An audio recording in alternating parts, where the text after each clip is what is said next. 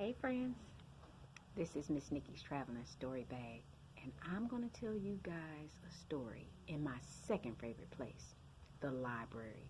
Look at all these books on every shelf. Now normally I don't tell stories with a book, you guys know that. My stories are original, but this story is a true story, and it just struck me so profoundly that I'm actually going to use the book to tell you guys a story. But I still have stuff to come out of my bag, kids, so listen up for your lunchtime afternoon story. Now, because we're inside, COVID-19, face mask on. Okay? Now, the name of this story that I have in Miss Nikki's bag today is called The Oldest Student, How Mary Learned to Read. And the author is Rita Lorraine Hubbard, and the illustrator is hope I'm telling her name right, is O.G.E. Mora. Now this is a true story about a woman named Mary Walker. Mary was born in 1848, and she was a slave, okay?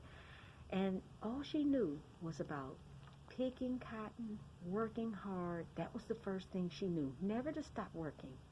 And the second was never learn how to read or write or do anything that would help you to understand how to read or write.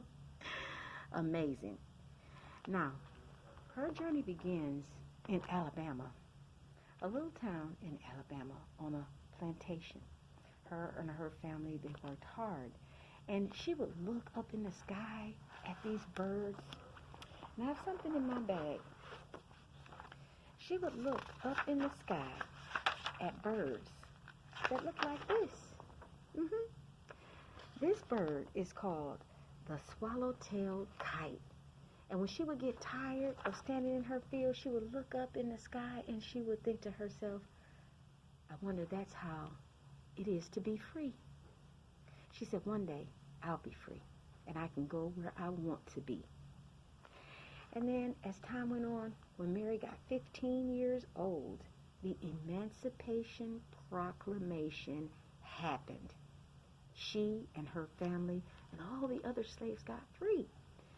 And so with that, every road was a freedom road, and they went here and there, north, west, some in search of family, others just walking around, feeling what it felt like to be free, just to go wherever they wanted to be. Now, Mary and her family, they decided to stay right down in the South. And something happened. There was a special thing put in place for them that if you were a slave, you could go onto the Confederate land and you could own that. You could go onto that land and you could have a place to live, and you could tend to the fields that weren't yours, and you could get seeds that weren't yours, and you could plant them in a field for a small wage. But her family stayed on that place for several years, and then when Mary was 20 years old, she got married. But just before that, she was walking along the road, and an evangelist came out on that road.